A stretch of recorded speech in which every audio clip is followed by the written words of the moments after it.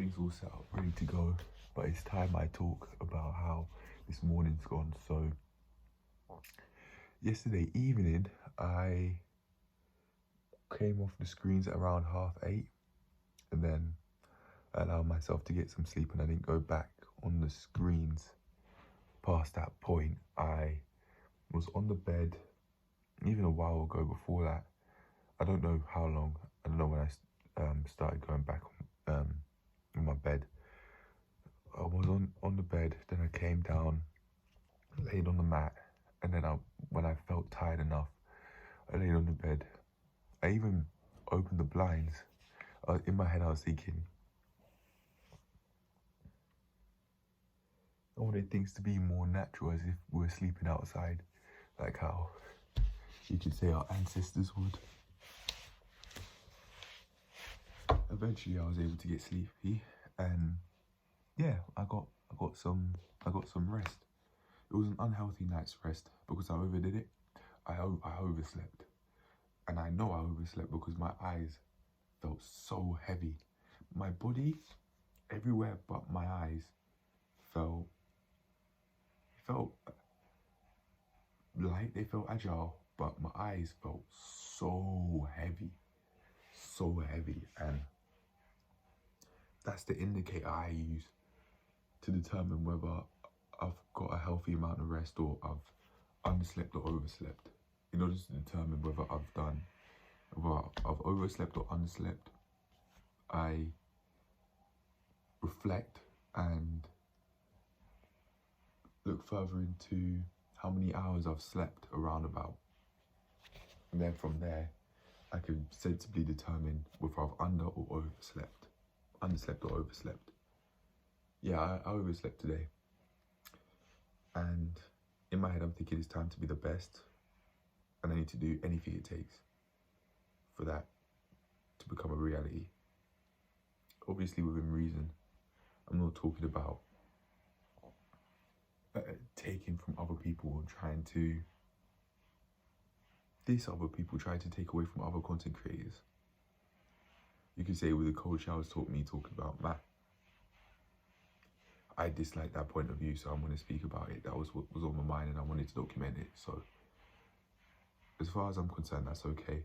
But I mean, just going out to go and take, even though I don't disagree with their points of view or anything like that.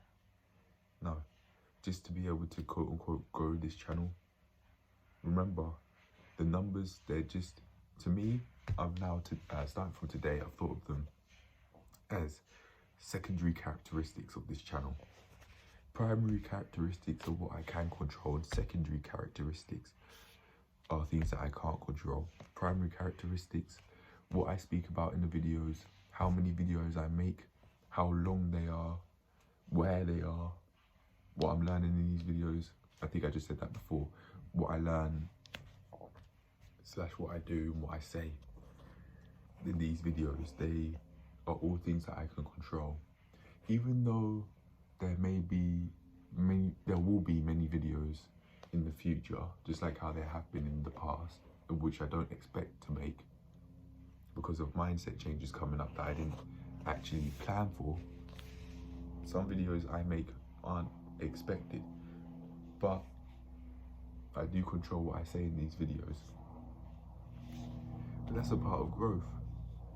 You make things, you will be, if it's like a YouTube video for example, you will be making mindset changes and other changes which you won't expect at first and which you won't plan for.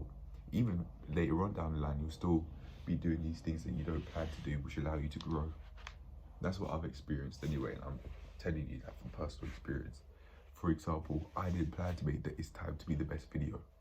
I didn't plan to make that. Most videos I haven't planned to make, even though I've got a whole load of video ideas, I haven't really planned to make them. I mean, for the most part, sorry. Especially before the day 90s mark. For my memory anyway, I didn't really plan to, I didn't make plans and write down what I was going to say, Have I done that in the past? Before this day, before this point? Yeah, yes I have. But yeah, the whole point of this is it's time to be the best, and in order to be the best, I must not only improve in ways that I know I can improve, but also, I must not only carry on improving in the ways that I know I could be improving, but also improve in the ways that I know I can be improving in, but I haven't improved on in the past. I was going to say I'm not improving in, but if I say I'm not improving in, that means that I'm still going to carry on that unwanted behavior. So let me give you a couple of examples. Looking at view counts on these videos on this channel, looking at the growth of other YouTubers. I do this with Bez Too Smooth's channel and his the view count that he'd get on the videos that he makes. I've done this with Life XP.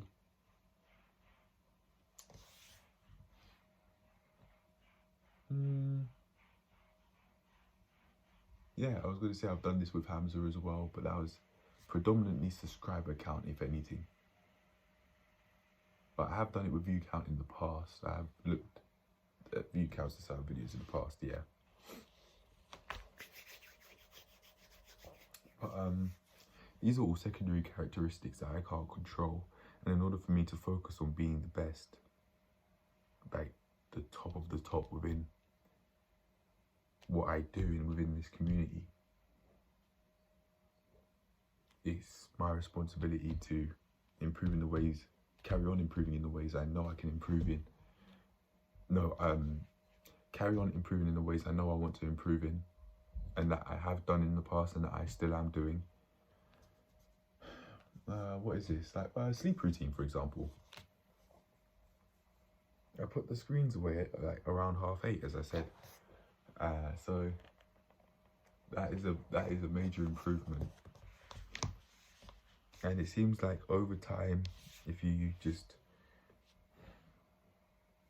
look in the long scheme of things, like for example, if you were to look at a YouTube analytics graph, especially with YouTube impressions, people looking at your thumbnails, you'll see you go up. It will go slightly up and down, slightly up and down, slightly up and down, and then it will start to go up and down even higher and higher and higher a long time, and then it will go even higher and higher and higher a long time. Overall, it's growing, but in the very short term, it's going up and down, up and down, up and down, but long term, it's rising. These things are like views, comments, likes, dislikes on the channel, on other people's, on the channels that other people have made that they're running. I can't control these things.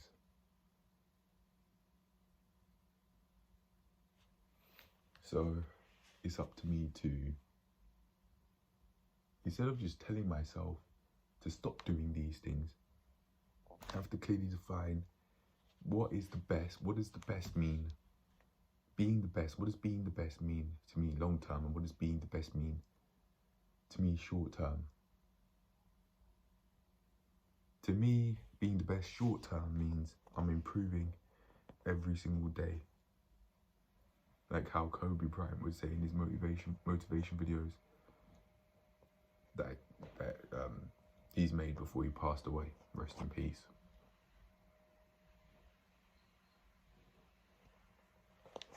One thing that stuck with me when it comes to his sort of mindset that he presented in these videos over and over again is, if I work extremely hard every single day for 20 years, leave no stone unturned. That's verbatim his wording in that case. Leave no stone unturned. Then let's just see where that gets me, and let's just see what happens. Not only that, but I won't regret when I look back. That was what he said, but not verbatim for the most part. Now, it really is something to consider. Instead of looking at views, I now know what I can do, which is what I'm doing now actually. to use YouTube as a tool, to use YouTube to learn new skills, which is exactly what I'm doing now by learning how to do the crow pose. That's the solution that I've got for myself, and to also do learn other new things. I haven't had anything to eat. I've just had some water, and I've actually had to throw another one of my apples away that I got from Aldi recently because it's gone slightly off.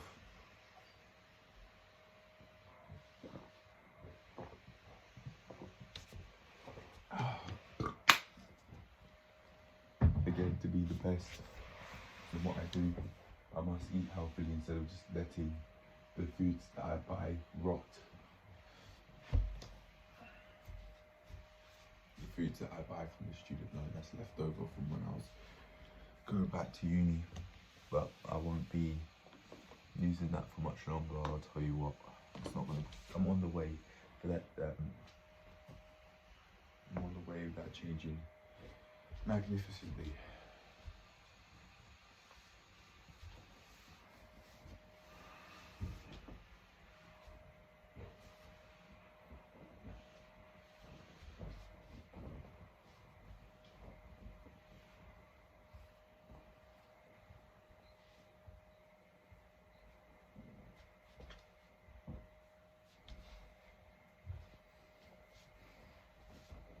Oh no, we don't actually start with the box yet.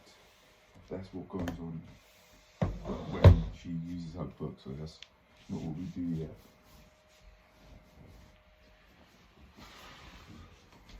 It took me 6 days to get to where I got to with the forward roll. Let's see how many days it can take for me to at least do 5-second crow pose, or crow pose for 5 seconds. Let's see.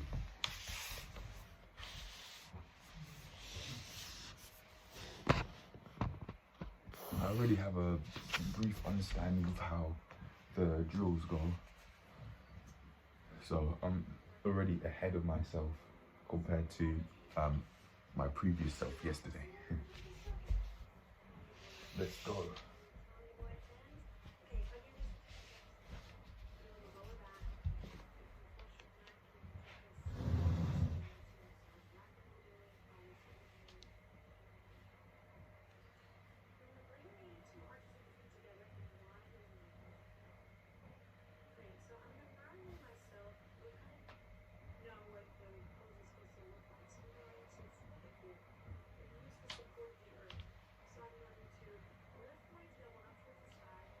Let me turn it up.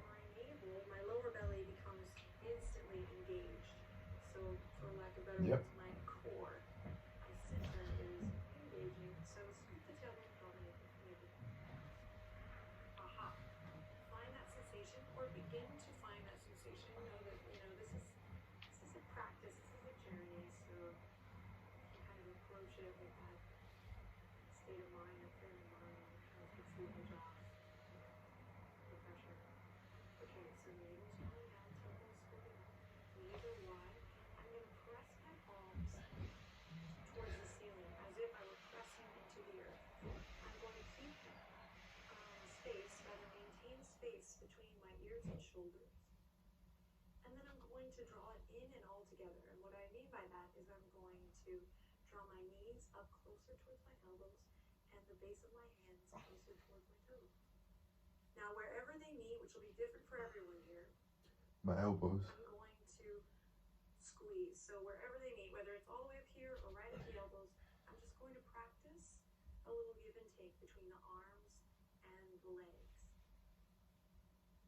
Hard work here, so I'm squeezing the legs in towards the arms and pressing the arms out towards the legs. So a little bit of friction here.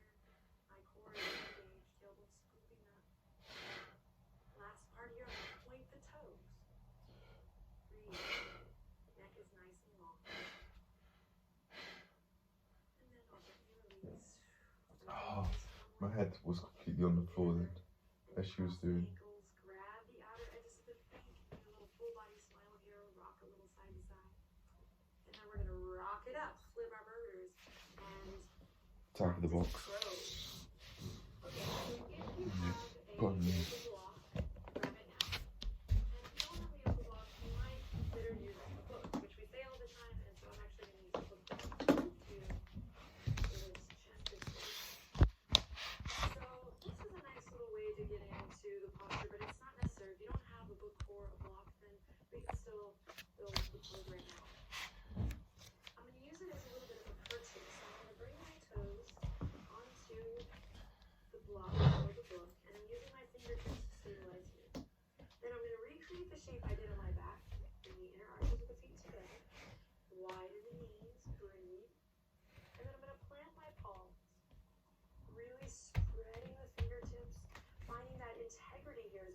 shoulders away from the ears and draw the navel up towards the spine.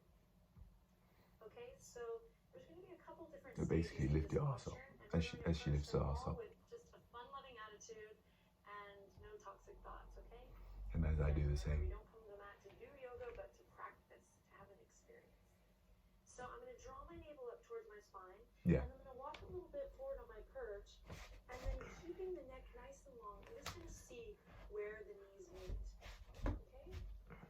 So I'm not lifting the toes up. Even this is engaging my core, which I didn't really experience yesterday. Soft bending elbows. Most important thing is I'm going to keep this extension in the neck and send my gaze forward. Take a deep breath in here. Exhale, come back onto your bench. Relax. Take your palms here. Come on to the fingertips. Take a deep breath in. And actually just came onto my fingertips. Here we go again. Planting the palms. So shoulder width apart here. Lots of space between each finger. The integrity here in the palms is so important because I'm not collapsing into my bone. But like we've been doing in a lot of the foundations of yoga that are on the ground anyway, we're finding that upward current of energy that helps the body. My form's changed. My form whilst doing the crow pose has changed compared to yesterday. I can't quite pinpoint what it is, but it certainly has changed. My knees are ending up in the same position, but I'm doing something different. I don't quite know what it is, but I am doing something different. Or maybe I'm mistaking it. Listen to me speak. Listen to me. Okay, I'll complain about my dad speaking as if his opinions are so factual, but listen to me do the same thing. Listen to me do the same thing. It's like I didn't even question. Am I actually telling the truth? No, it's like, this is it. I can understand how, if I don't question myself, my thinking could be very black and white.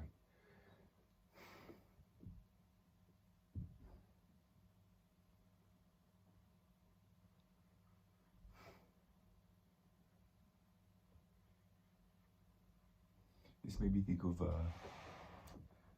therapy in a nutshell video, self-deception, not knowing when you have a problem.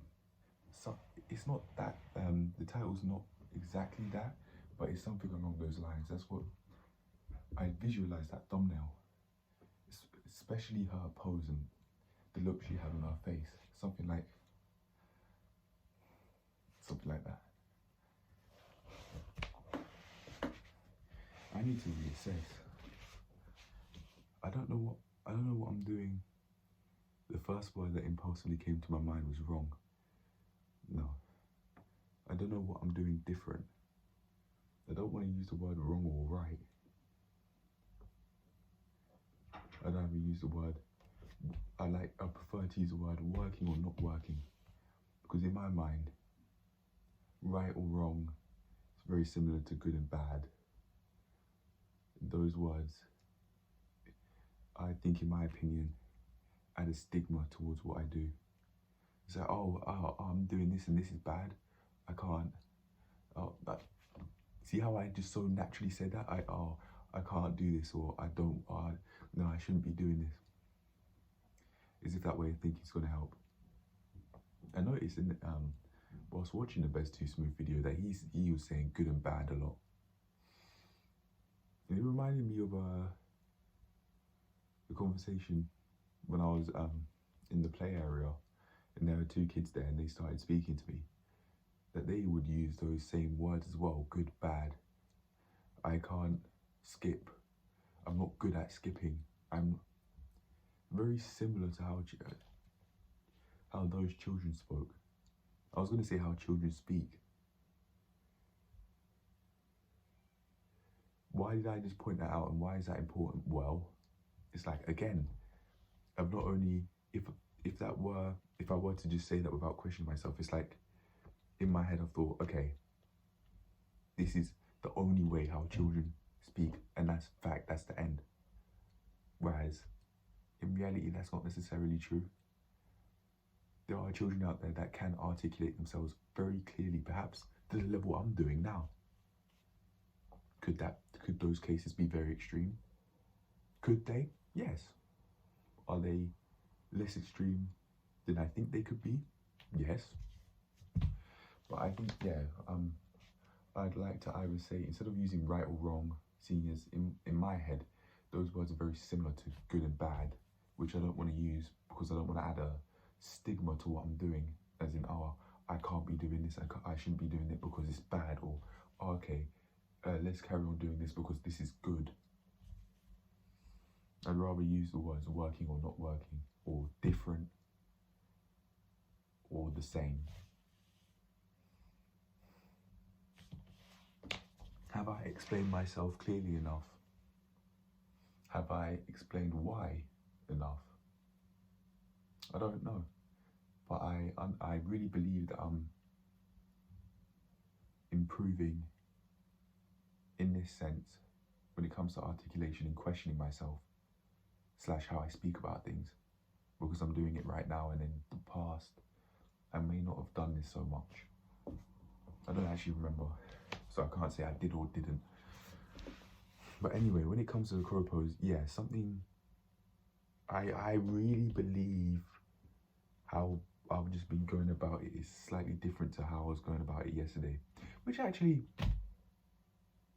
is a good thing. No, which actually is a sign of progress. Do different, get different. Do the same, get the same.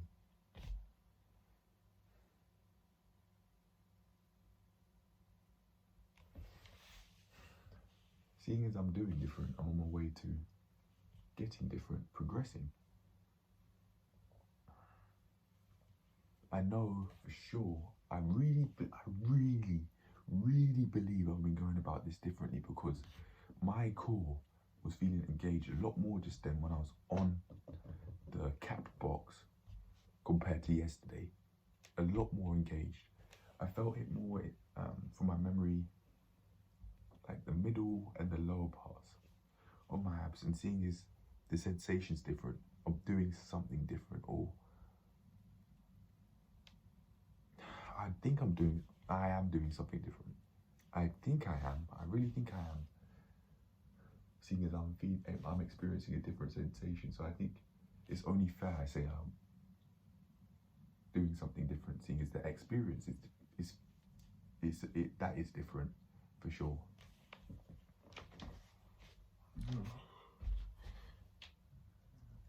Important because I'm not collapsing into my bones, but like we've been doing in a lot of the foundations of yoga that are on the ground anyway, where it's finding that upward current of energy, that hasta bandha, as we call it. Here we go again, drawing the navel up towards the spine, keeping the neck nice and long. This time, maybe I find that my knees can come a little bit higher up on the arms, maybe up towards the armpit chest area. The neck is nice and long, guys. I can't stress how important it is to keep your gaze forward, because otherwise you might be a little somersault forward. If that happens, no worries, it should go. Now this time we breathe. It's like I was slipping that time. One thing I haven't done is purposefully tense my core. I haven't done that yet, and if I do that, that's different. So I'm going to go and get different, seeing as I'm doing different. So let's try that out. She keeps on talking about integrity in this video, so tensing my core may allow me to keep that integrity, just like how tensing my core whilst doing a push-up allows me to keep integrity. Let me show you.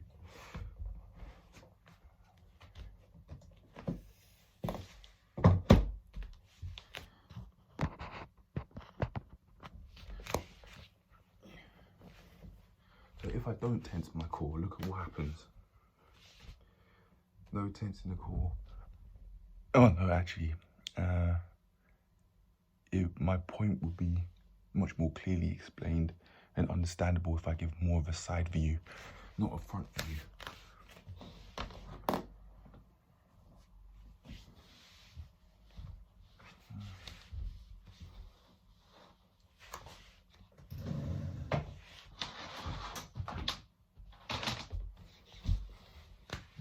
If I don't have any integrity in my center, in other words, if I don't tense my core,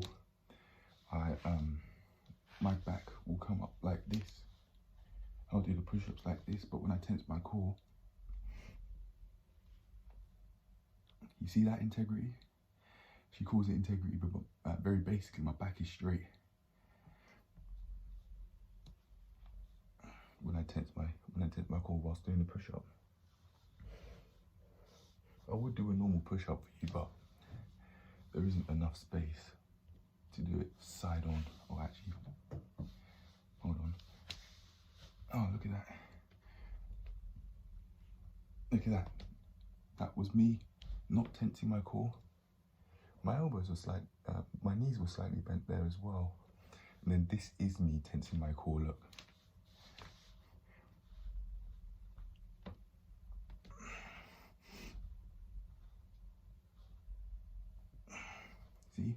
See how much more straight it is? Maybe that's what she's talking about. Sally is different, so I'm going to get different. Or at least it only makes sense if I get different. See as I'm doing different, yeah. Let's try tensing my core and see how that works.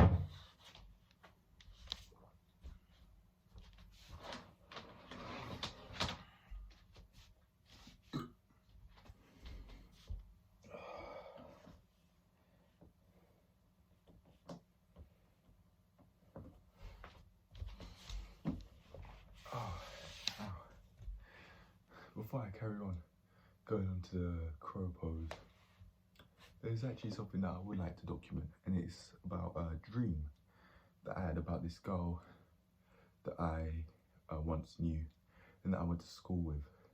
I had a dream that I was running around in a tube station, not a tube station, a train station, where there were tubes.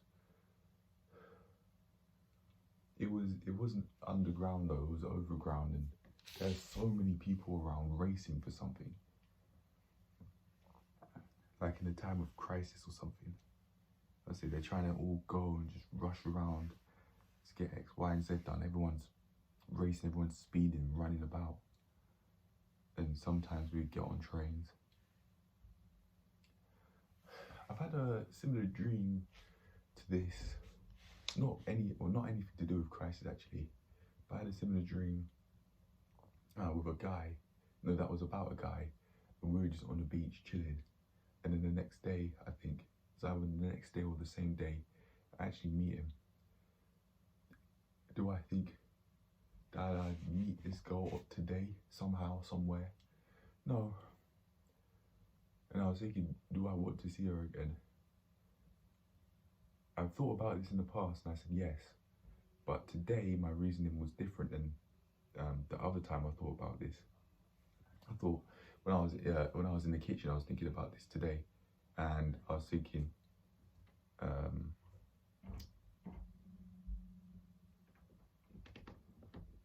yeah, I would, because she looks nice. Translation: she's got a fat ass.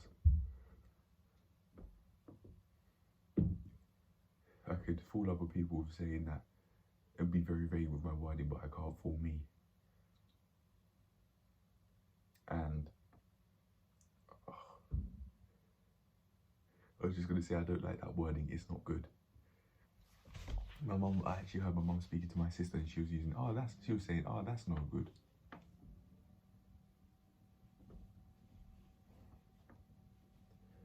But in order to be different than my family and surpass my family, I must think different. I must do different than them. Even though I may hear that sort of same way of thinking, which I don't want to have, seeing as I don't think it benefits me.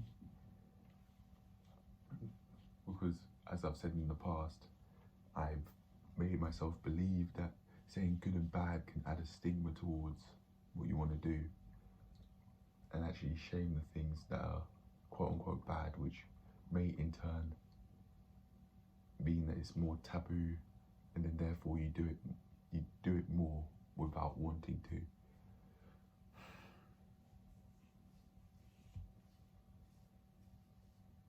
I was going to say this could be the case for masturbation, but I never had a problem with this. I've never wanked in my life.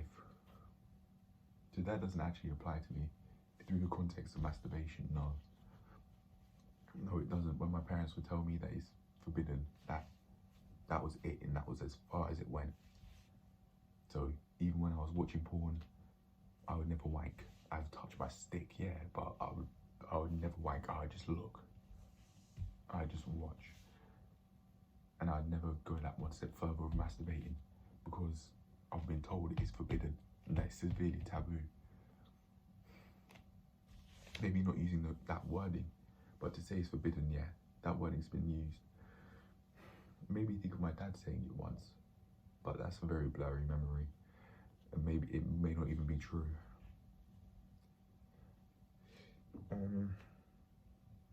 Yeah, in that sense, I have been indoctrinated by my parents, but that's a sort of indoctrination I want to keep. It serves me. I don't want to be just releasing what some people would call the life force away.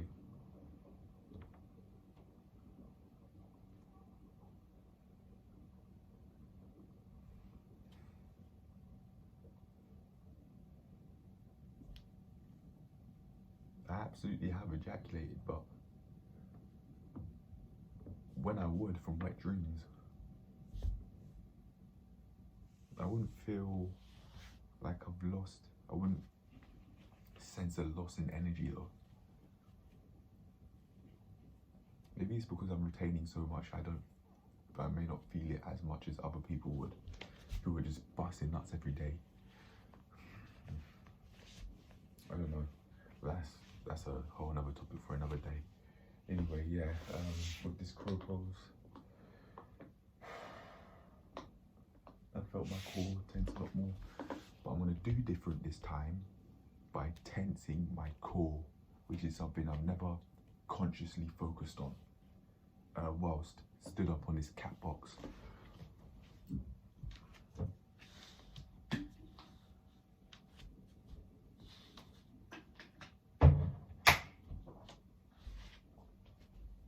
I just had thoughts of going from a crow pose to a handstand. I visualised myself doing that. It absolutely is possible, but I want to focus on actually getting this crow pose done in the first place, to be able to not only hold it, but to transition to a handstand.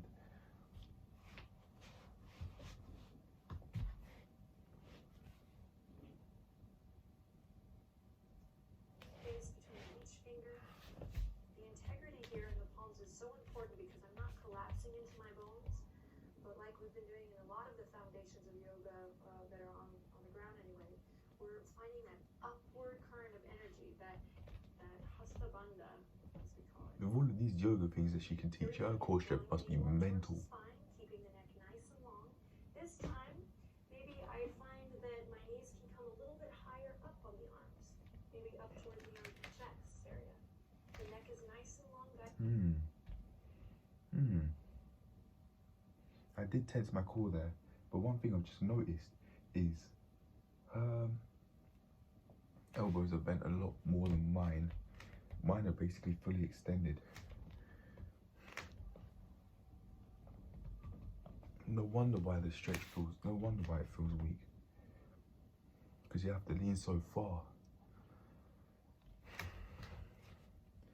And because I'm leaning so far, that means I'm losing less stability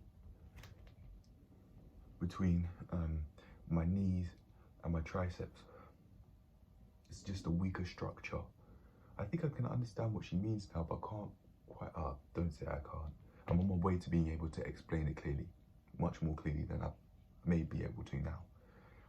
There's no such thing as I can't remember. I'm gonna put my hands closer to my knees and let's see how that works.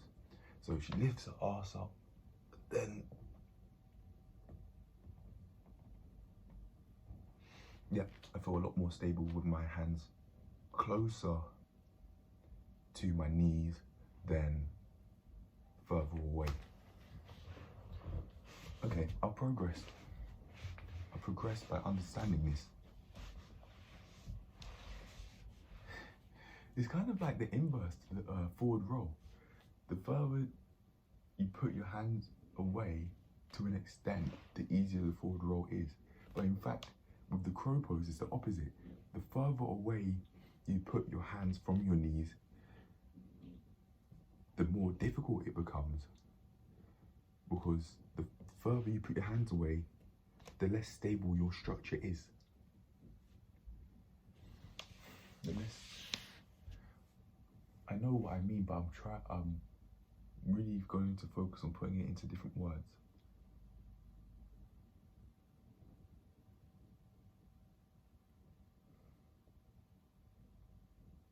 First of all, I'd say, if you put your hands further away, it doesn't feel as if you've got as much tension between your knees and your triceps. That'd be the first point I'd say when I'm talking about your structure. Your structure feels less stable. Yeah, that's what I mean. There's a lot less tension between, there's a lot less force going on between your knees and your triceps when you do the crow pose, when your hands are further away compared to when they're closer. And because of that, it makes it's more of a challenge to do.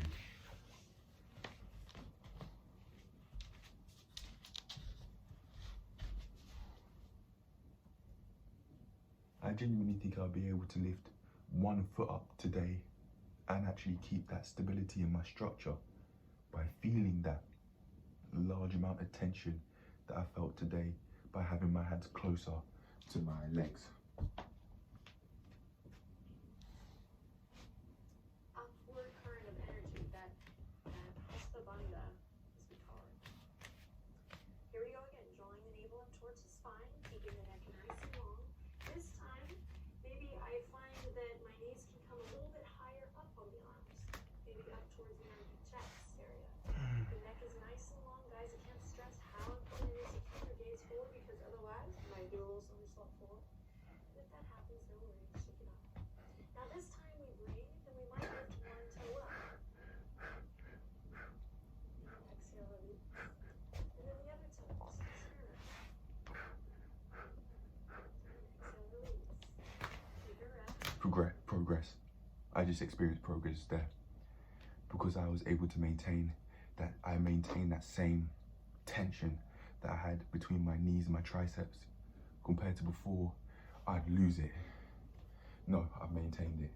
I made solid progress now.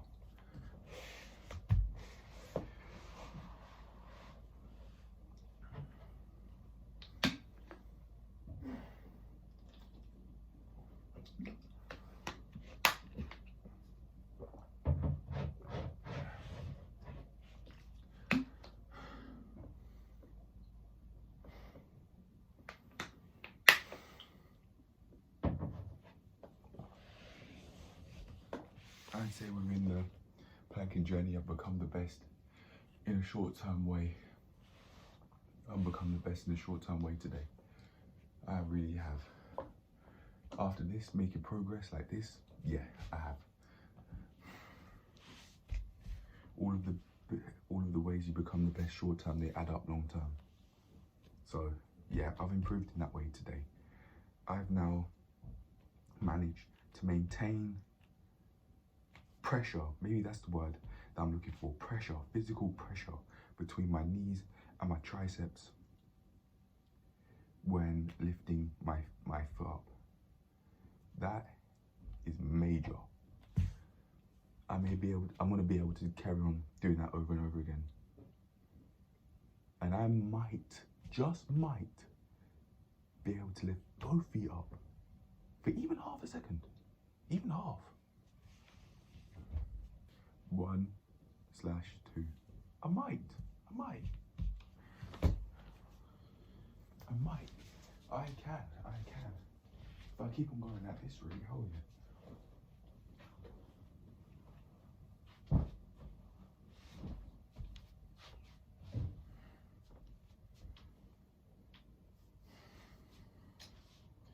I feel the right side of my right abs. That's my top ab. I feel that it's a bit, feeling very slightly sore, very slightly. I might take my socks off. I've been wanting to do that for a couple of minutes now. Oh, there you go. They're not feeling so hot now. Yeah, come on.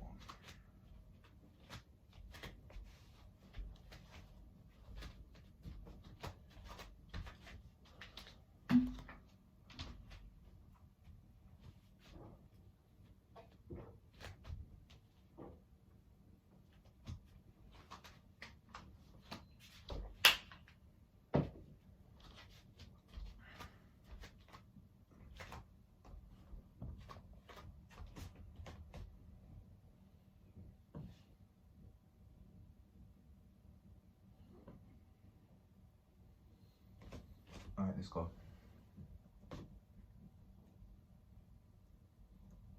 Navel up towards the spine, keeping the neck nice and long. This time, maybe I find Head up, that basically. my knees can come a little bit higher up on the arms, maybe up towards the armpit chest area. The neck is nice and long, guys. I can't stress how important it is to keep your gaze forward, because otherwise you might do a little somersault forward. And if that happens, no worries, shake it off. Now this time we breathe, and we might lift one toe up. I feel comfortable doing this. Exhale, release. And then the other toe.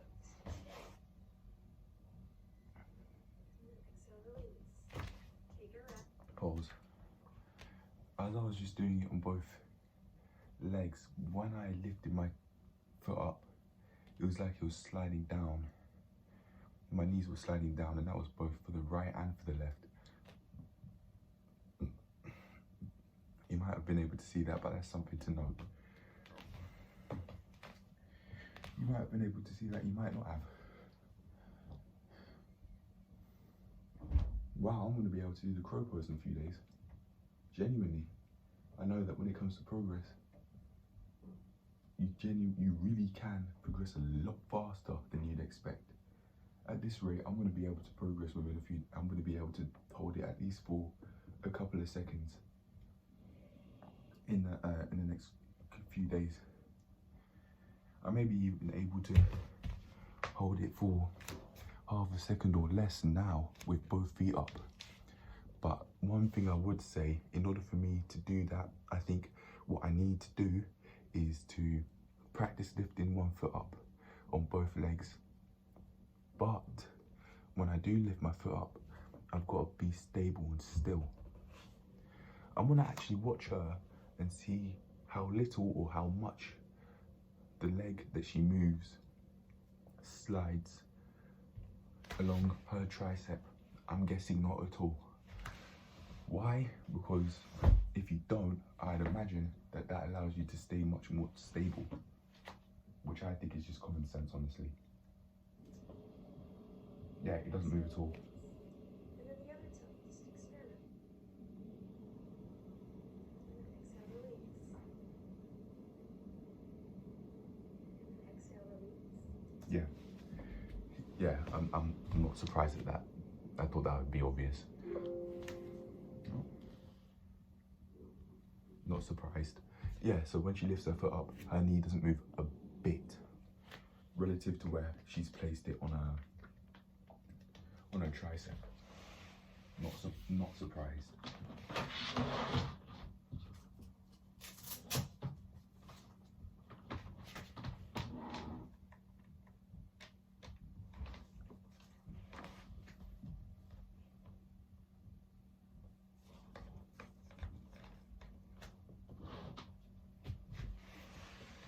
Speaking about the golden, I was saying, yeah, I had a dream about her. We were together, just running about in the train station, whilst other people were running about, and it's like people were carrying a whole lot of stuff. It was like a crisis. Also, I had a dream about her in the past of the same girl, of the same girl, and we were in my local area, and I saw her quite close to town. I think I've had dreams about her in the past as well. But if I were to see her again, I don't want to go and see her with the motives of, oh, she looks nice. I'd much rather come from a place of genuine friendship, and instead of undermining physical beauty, just completely getting rid of that in my mind and actually looking at these girls for who they are as people, just like how I automatically would with a man. Okay, I've just set myself up, ready to go again. I've shaved my face, my armpits. I've just set the framing up as well to be able to carry on with the rest of the video. I don't know if I've said this in a previous video, but I'm going to move on to something else, by the way. I don't know if I've said this in a previous video, but with the serious conversations I had with my dad, with the conversations I'm referring to in that serious video I made, working through the resentment that I've had towards myself and family, one thing he said that stuck with me is take a step in his shoes, and at least I word it in a way, it's like show some sympathy for him and try to understand his perspective. And I've decided, in order for me to not only do that for him, but for my mum as well, my foreign language abilities must become at least trilingual. I actually remember speaking about this now, but I'm just gonna speak about it again because I thought I didn't. So that means because my dad can speak Hausa and Tree, that also means, along with English, that also means I've got to learn these two languages. My mum can only speak English and Tree as far as I'm aware. So I've got to learn those two languages fluently in order for me to further understand them and put myself in their shoes. The way how that's going to help me learning these languages is that I'm going to actually be understanding everything that they're saying. I've been on Tree videos before,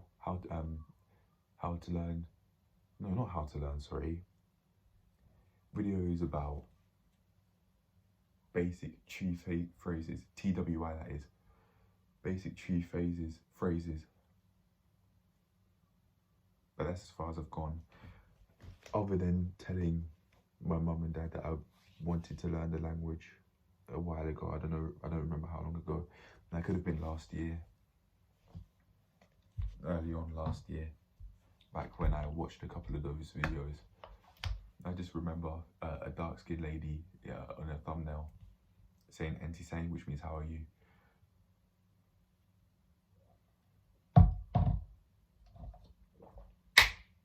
Although I've heard that from somewhere, I think maybe my mum, that Tree is much more spoken than it is written. I think I'd want to learn how it's written anyway, because that is a part of a language. You learn how to not only listen, speak, but you also learn how to read and write in those languages. You don't just forget those reading and writing parts to it. So I'd have to do that along with learning Hausa as well, to a fluent standard. If I really, truthfully want to be able to further understand my parents, I must know everything they're saying, which means learning those two languages fluently. You think on a journey like this, some people don't really have these sorts of barriers, but barriers, listen to the wording I'm using, barriers, obstacles, not a challenge, but a barrier.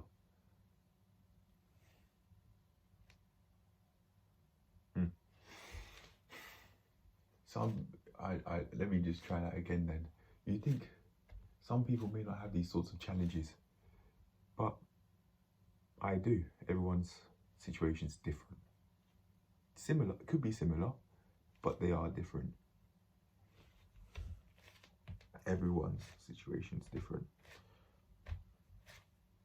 Even if it's slightly, because they're not exactly the same person, don't have exactly the same aims, and they don't think the same way. Yeah, it's just something that I just wanted to make a note of. And going back to the dream of the girl I once knew that I had, I don't actually want to meet her again, only for now, because I want to speak to many girls around my age, preferably my age or slightly older, or maybe slightly younger. I think I'll go as far as, seeing as I'm 20 years old, I'll go as low as 18. I'm not going any lower than that. I'd rather not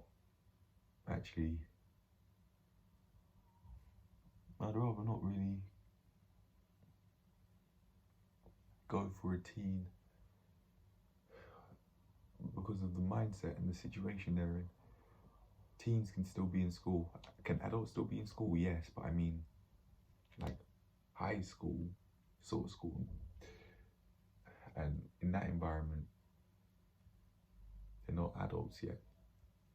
Can some people have adult minds or have minds similar to those like mine or other people that are growing on this self-improvement journey? Yeah. But I'm not strange, I'm not a creep. I'm not one of those funny guys that go out there just dating younger girls. Like very young girls, no. That's why 18 is as far as I'd go low. If it were like, for example, I was 24, I was 28 and the girl's 24, then I don't mind. But a 4-year difference now, no. I mean, I'd be dating a 16-year-old, someone that's on their way or has just finished doing their GCSEs. No, I can't do that. Even 17 is extremely, in my opinion, extremely questionable. Because again, that's very much like prime teen years. You're leaving the prime of your teen years. It's just, in my opinion, it's just too young for me. But anyway, I'd honestly much rather speak to girls who show signs of wanting to date me, who are either my age or older, so that there's no creepiness involved, at least from my end anyway. Can I control that from the other side? No, but I don't. But my personality and what I'm doing with my life, I don't think will attract those sort of creepy people. I don't have creepy intentions. Like, I'm talking about like raping people and that, I absolutely don't. Not even that, but even going as far as dating someone that's 17. No. Anyway, to get back to the point, yeah, I'd much rather come from a place where I'm actually wanting to talk to her genuinely and get to know her better, seeing as I wouldn't have spoken to her in quite a while, instead of even having slight intentions of wanting to date her because of her physical characteristics instead of who she is as a person mentally. That just made me think of the one time when she said we don't need men. You know what, never mind.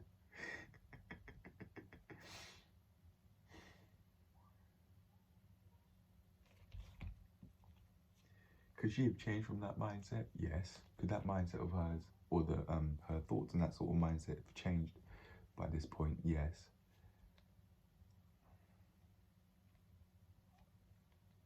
But as far as I'm concerned, those views, would I want to be with someone that's shown signs of misinterest views?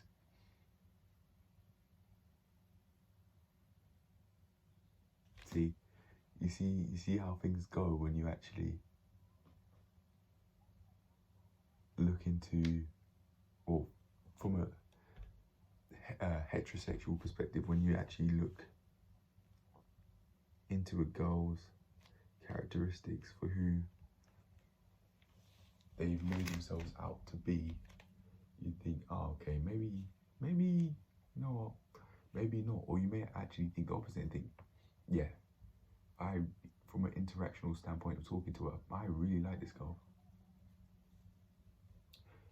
She acted in a friendly way to me most of the time. I didn't like her younger brother though.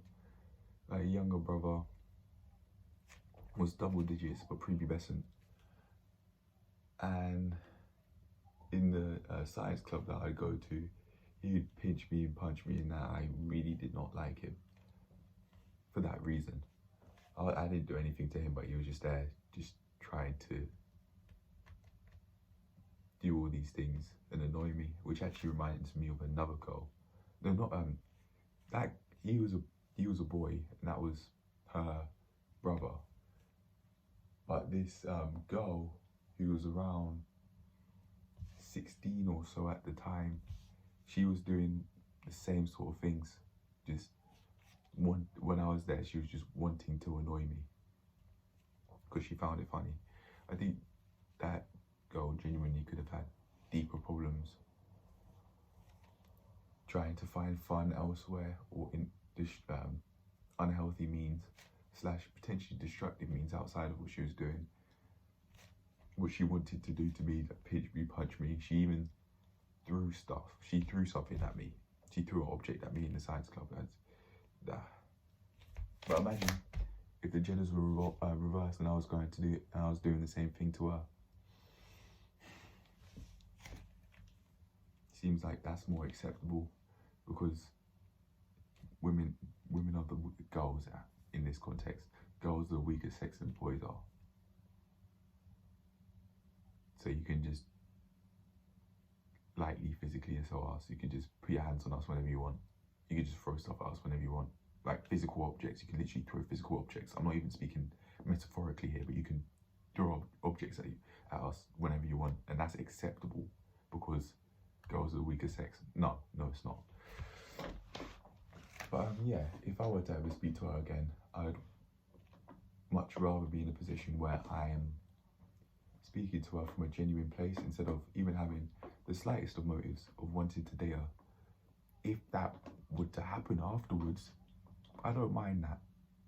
If I were to have sex with her afterwards, I don't mind that. As long as we're both clean and we both enthusiastically consent to it, I don't mind that. The reason why I say enthusiastically is because some girls can say, yeah, if you ask them if if you wanna have sex with them, you let them know that, and they're like, yeah, that's a no. No, don't go in that. Don't do it. Don't do it. Reason being, they can say they felt like they were being raped, and they didn't know how to say no. That's how I'm gonna go into, if I'm as and when I have sex with girls, I'm not going to slip my dick in, or even want to slip my dick in, if there's not an enthusiastic yes. Yeah, what? I think an enthusiastic yes is a thumbs up, but if she's leaning onto me and she's saying yes, she wants to do it enthusiastically, that's also a thumbs up. If she's physically touching me and trying to get me into the bed, and she's trying to pull my trousers down, is that a thumbs up? Because she said she hasn't necessarily said yes, so in court she could try and pull it up on you that she didn't, and she felt like she had to do those things so that you wouldn't hurt her.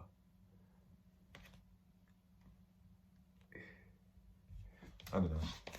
Anyway, I know if I'm gonna have sex, when I can see things are leading to a place where I actually am in a position where this girl actually wants to have sex with me, I'll make sure I know a lot more about dating, 1, 2, but when I say dating, I mean like seduction, and making sure that this girl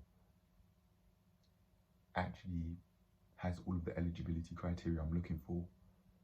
Maybe not all of it, because no one's perfect, not even me.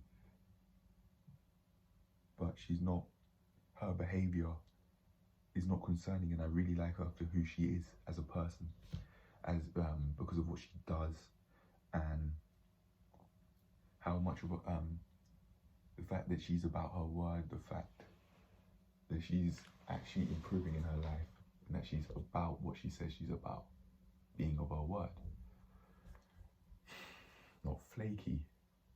She shows obvious signs that she's interested, that she's sexually interested in me, like touching me up and all that. But even before that point,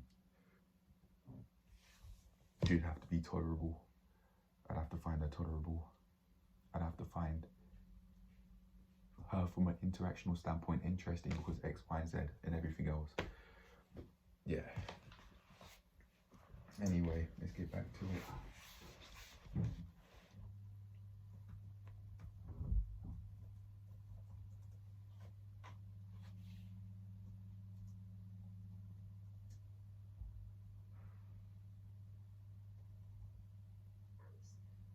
As of yoga that are on the ground anyway, we're finding that upward current of energy, that hastabandha, as we call it. Here we go, drawing the navel towards the spine, keeping the neck nice and long. This time, maybe I find that my knees can come a little bit higher up on the arms, maybe up towards the armpit chest area. The neck is nice and long, guys. I can't stress how important it is to keep your gaze forward, because otherwise you might do a little somersault forward. And if that happens, no worries, shake it off. Now this time we breathe, and we might lift one toe up. And then exhale, release. And then the other toe, experiment. And then exhale, release. Take a rest. I focused on not moving my knees that time. If you need to, if you're still building strength in that upward current. No, don't need to. And let's try again. Breathing. Finding that integrity as we draw the navel up, walking, crawling the knees up towards the armpit chest, keeping that nice hollow upper back. Navel draws up as I look forward, and this time maybe we lift both toes. Breathe. Her elbows are very bent, and she's leant forward quite a bit. My back's more straight. I'm actually going to end this clip here to check my form. I've just realised that I haven't been walking forward before doing the move. I haven't been walking forward on the box before doing the move, which is one of the main things that she's told us to do this crow pose, which explains why she's leant forward so much compared to me not leaning forward as much as I need to in order to perform this move with both of my feet off the air and off the in the air and off the box.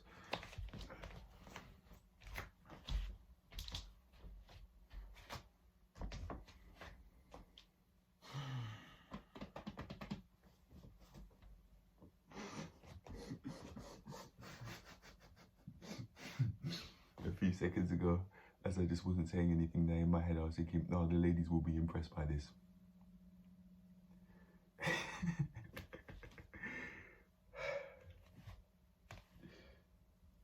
It is quite impressive, to be fair. What are the odds that someone can do this?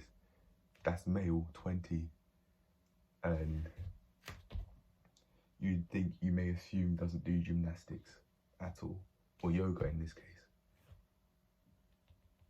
I'd love to be able to do a handstand as well, which I'm on my way to doing.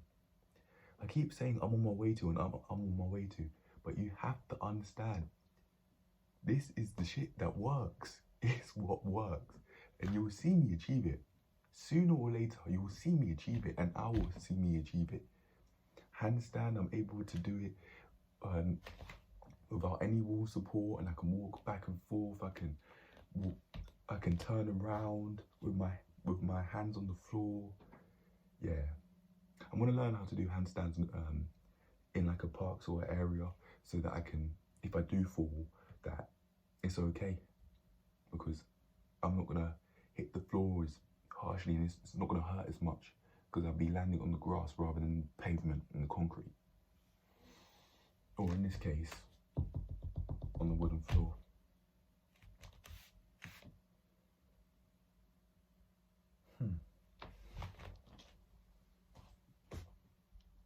I'm trusting in the box more.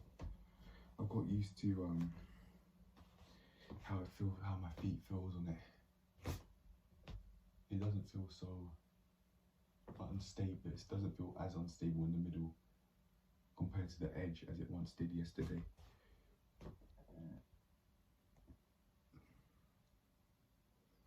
I feel the balls of my feet aching though.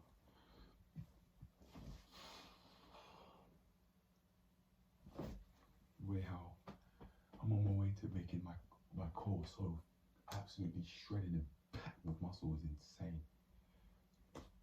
Can anybody do this? Yes, anybody can. Anyone can learn these moves within reason. If someone was on a wheelchair, could they learn the move? No, I don't think so.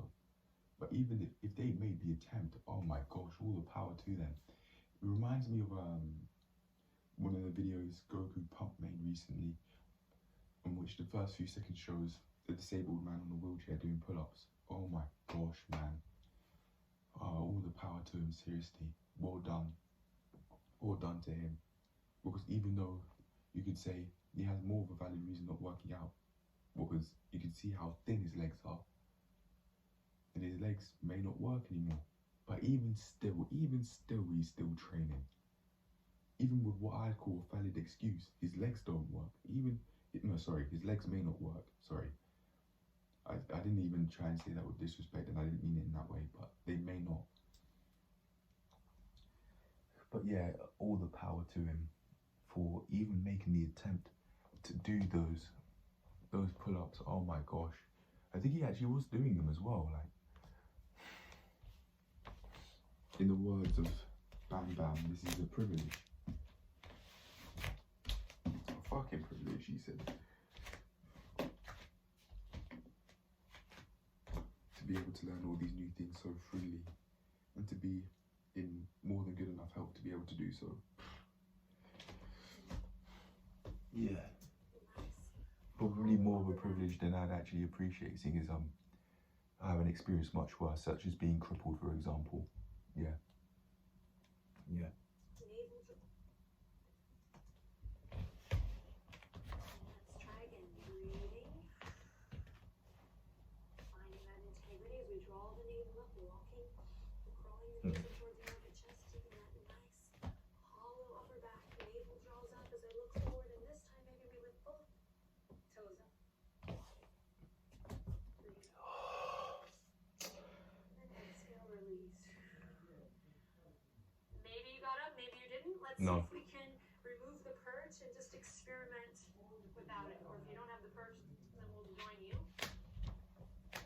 It's kind of nice because it gives you that little extra space. Let's just see. Okay. Coming into our squat, knees nice and wide. Spreading the palms. And just play. Finding what feels good.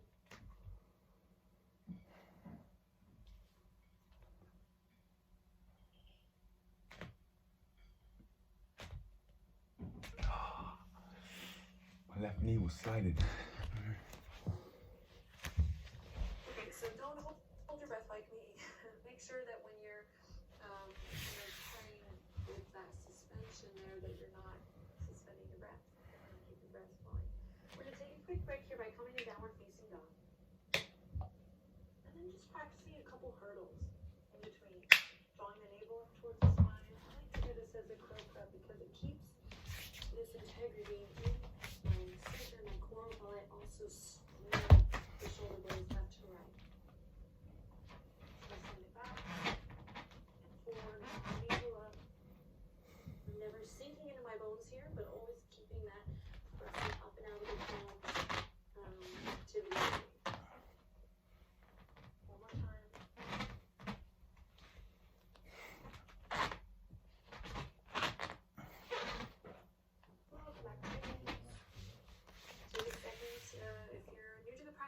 your wrists are screaming at you right now. That's okay. No, not really. Time will build strength, or maybe you've overworked your wrists in another workout already this week. So make sure. I was gonna say, I felt some muscle right here, which is what I usually feel when lifting heavy on the bench without a wrist wrap. That's interesting. Sure, anytime you need to do a couple circles or just check in with the wrist that you do. Okay? I'm feeling let's okay. give it one more My wrist time is feeling together. okay. And then again, remember to practice. It's fun to check in with it each day, and I think you'll be really surprised how fast it evolves and changes and grows and informs you. So here we go. Either on your perch or starting in a squat. Spread the palms wide. Press up and out first. Remember that sensation we just had in our hurdles, so I'm drawing the navel up, and from there, I'll head on in. And from there, I'll head on in.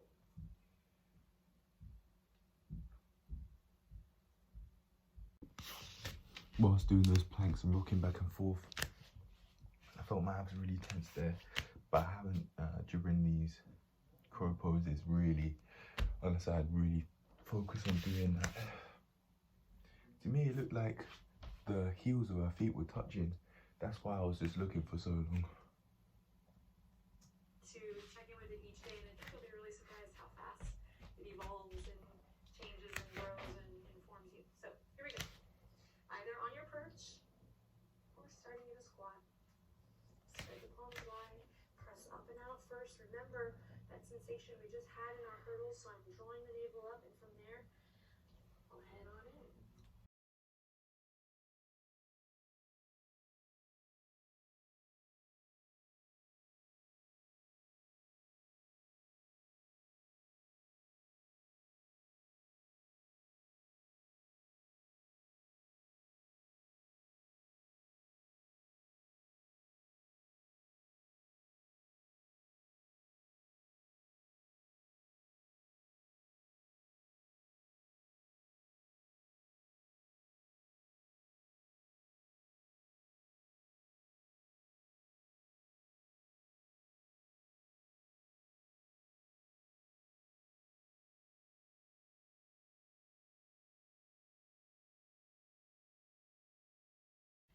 But maybe on this Halloween we can all approach something that's a little scary with a little lightheartedness. This isn't Halloween, man. It's another day. Oh.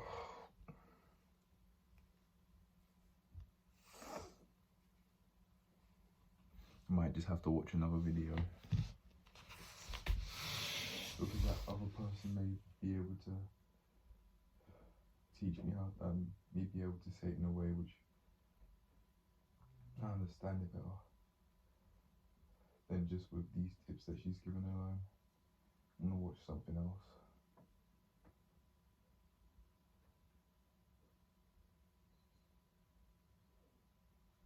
I'll pick the second one below. The top one was Adriene's, now it's Man Flow Yoga.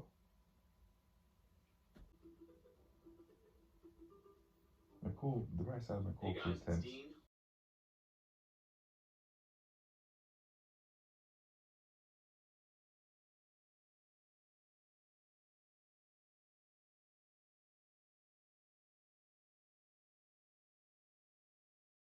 don't realize about crow pose is that it takes a lot of hip flexibility, it takes a lot of core strength, and it takes a lot of total body integration.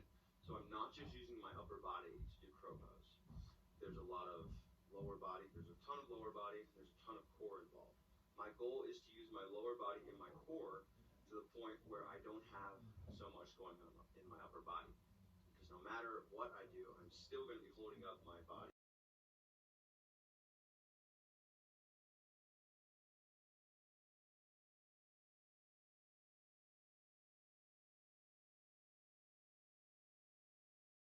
So the way I'm going to start a crow pose is actually in a squat. So I'm going to have my feet That's what Adriene said. facing slightly out. I'm going to sit down, and I'm going to work on getting my butt toward the ground. ATG. I'm lifting my chest up. So this is the start. Oh, okay. And the reason for this is because I need to get my elbows to my armpits in order to balance here. If I just bring my knees to my elbows, it's going to be a lot harder. So I need to get my knees as high as I can into my armpits for pro pose. I'm also going to reach the tailbone down here, so I'm lengthening my spine and tightening my abs.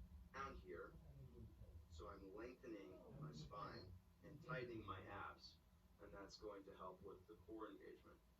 So from here, now with the arms, I want you to remember the same thing we would do in a yoga push-up, which means that your biceps are facing forward, and then if your arms bend, your shoulders come forward. Okay, so I'm not coming out like this in the crow pose. That's going to put a lot of an unnecessary stress on the fronts of my shoulders, and that will cause a big imbalance. So with my arms, the biceps are wrapping forward, and the triceps are wrapping back. So Interesting. keep that arming. So that basically be like in order for me to do that, I'd have to twist my wrist like that. Then I'd have, instead of them being like this, which is what I do, they'd be like this.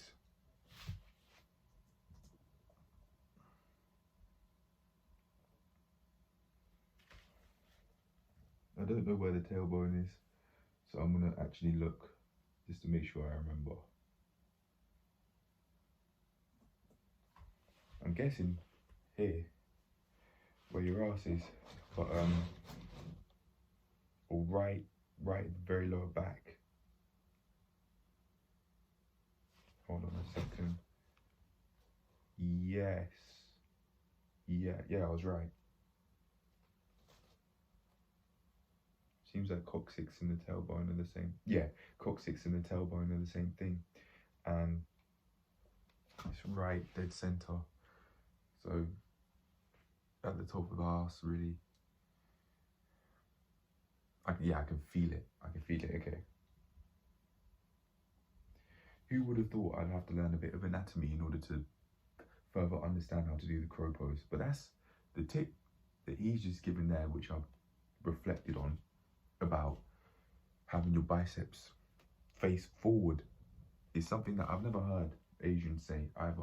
I've never heard her say it, or I've never paid attention to her actually doing this. I want to go and look back to see if she's actually doing this without telling us.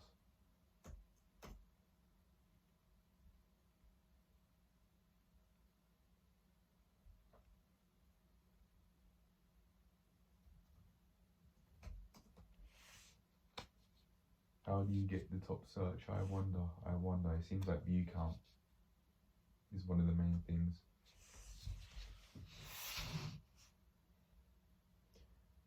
In my opinion, her videos are really well made though.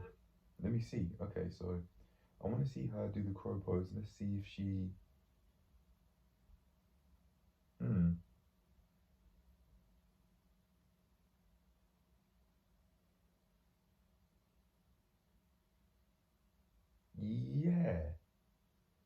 Yeah, she does.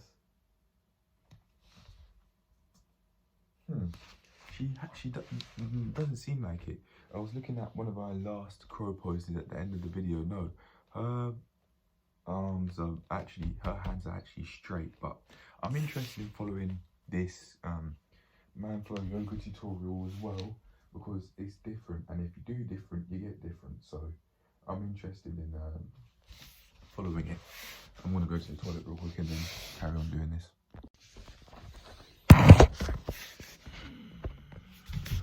I've got myself some cereal, some Nutri brand cereal, because I was feeling extremely hungry. There you go, have a look at that. That's what I feed myself. Even though it's not cooked meal, it's not broccoli, it's not broccoli, cauliflower and some meat. Then we need to start.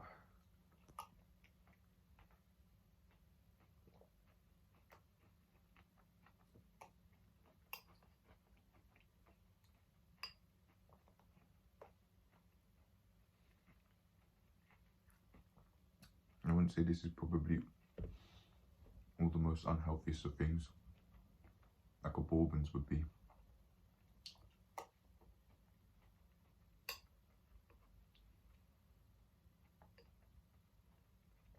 I've recently had in the past, hence I'm mentioning it.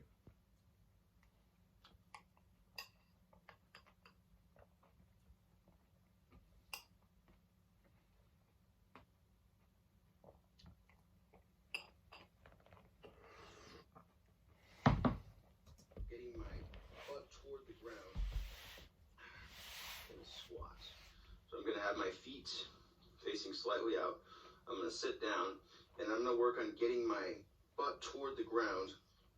I'm lifting my chest up. So this is the start. And the reason for this is because I need to get my elbows, I need to get my knees into my armpits in order to balance here. If I just bring my knees to my elbows, it's gonna be a lot harder. So I need to get my knees as high as I can into my armpits for crow pose. Now I'm also gonna reach the tailbone down here. So I'm lengthening my spine and reach my armpits for crow pose. Now I'm also going to reach the tailbone down here, so I'm lengthening my spine and tightening my abs, and that's going to help with the core engagement. So from here, now with the arms, and this is point the tailbone down, just dip your arse in more further to the ground. That's what I'd say that means. So I need to get my knees this to the now, point where I don't have do so much going on in my upper body. Because no matter what I do, I'm still going to be holding up my body with my arms.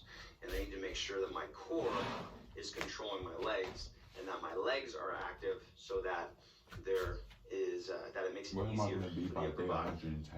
So the way I'm going to start a crow pose is actually in a squat. So I'm going to have my feet facing slightly out. I'm going to sit down and I'm going to work on getting my butt toward the ground. Feel my shins immediately. So this is the start.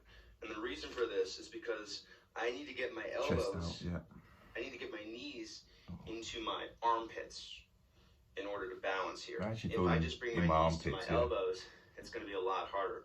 So I need to get my knees as high as I can into my armpits for crow pose. I'm also going to reach the tailbone down here, so I'm lengthening my spine and tightening my abs, and that's going to help with the core engagement.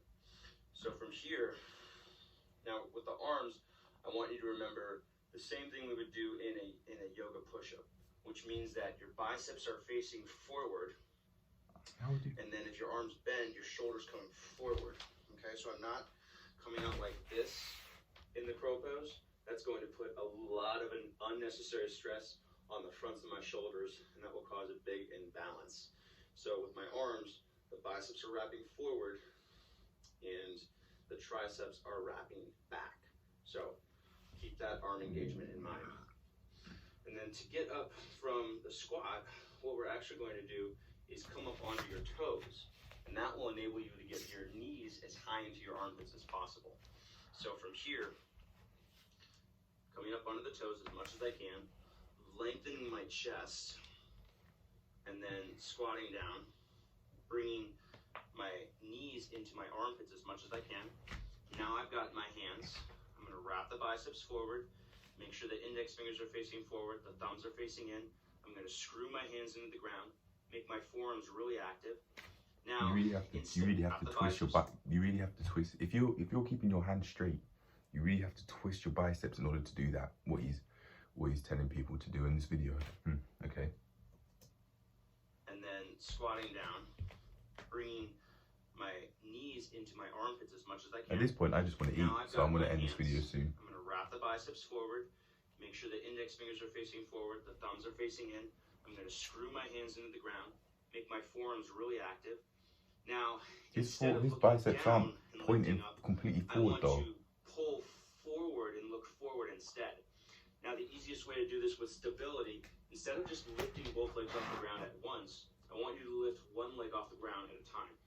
So I'm going to lift my left leg up, and then looking forward, lift my right leg up, squeeze my heels in tight toward my butt, try to lengthen my abs, so don't let them round. You want to lengthen the abs and pull forward, elbows are squeezing in, I think I'll have a better understanding of what he means when I actually am able to do it more than I can now, as I carry on going through these days. But I think for now that's gonna be it. I'll make a couple more attempts, but yeah, the end of the video is coming. One leg off the ground at a time. I'm gonna lift my left leg up, and then looking forward, lift my right leg up, squeeze my heels in tight toward my butt, try to lengthen my abs, so don't let them round. You want to lengthen the abs and pull forward. Elbows are squeezing in, heels are squeezing toward your butt. You can either flex. He said don't have them high, don't have them where your elbows are, but that's exactly where they are for him. Just above, that's where they are. Just above his elbows.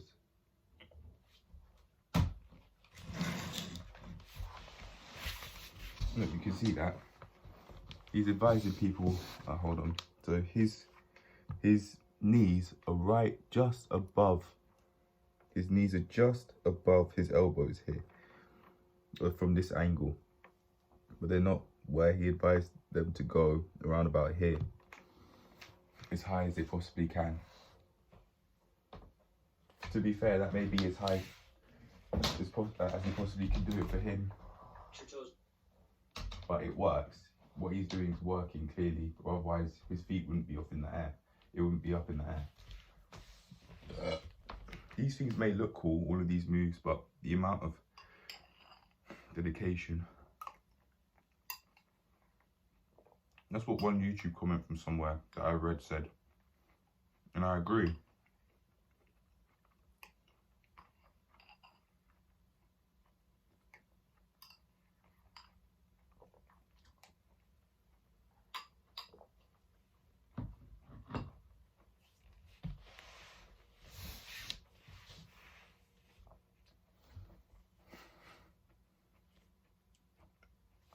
The average Joe working a regular, not necessarily, I was going to say a regular customer service job, but not necessarily. That person may do yoga on the side, you don't know. But yeah, the average Joe and Jane will probably look at someone like him and think, oh wow, what he's doing is cool. But then when they try it themselves, after one go, oh no, I can't do it. I'll tell you what, I can, because I'm putting in the effort towards doing this. And I'm actually starting to understand what it takes to be able to do this. All of these moves, I'm understanding what it takes to be the best at what I'm doing. To be the best. To be the best that there is. To be the best I could be. To be the best. My work ethic, to be the best. To improve all aspects of my life. I'm now understanding what it takes to really do that, instead of just being an average Joe living to reproduce and then die. Anyway, I think after eating, I'm finished. I hope you learned something valuable. I hope you enjoyed, and I'll see you in the next one. Peace. I certainly learned more about the crow pose. I've made progress. My knees, after watching the yoga with Adriene crow pose video that she made, again, that same Halloween video, I understood that I should ideally keep my hands closer to my legs instead of further away, because that makes it more difficult to do. Perhaps because that means your knees will be closer to your elbows instead of further up the arm. I just said I should there when I said ideally. I'm removing the word I should in my vocabulary, but I don't mind using it in this context, because it's actually helping me learn how to do the move, because I'm using it in a way that means, okay, instead of doing this thing that isn't working, do this thing that's working more, and then work towards actually getting it to completely work. So I don't mind using it in this context. But anyway, I'm done. This is the end of the video. I hope you enjoyed. I hope you learned something valuable, and I'll see you in the next one. Take care of yourselves, don't suppress yourselves, and allow yourselves to progress every single day. Just like how Kobe Bryant would say in his motivational videos. Progress every single day, every day. But yeah, that's it. I'm done. I'm out. Peace. One more thing before I go. I am gonna, as I eat the cereal, I'm gonna watch more videos like the crow practice video Yoga with Adriene made, instead of just how to do the crow pose. I'm gonna watch a crow practice video as well, and I'm gonna watch Learn Crow Pose in 5 minutes by Manflow Yoga, which I was watching earlier on in the video. But now, yeah, this is it. This is really me gone. A planking journey signing out. I'll see you in the next one. Peace. Take care of yourselves and don't suppress yourselves, and allow yourselves to progress every single day. Every day.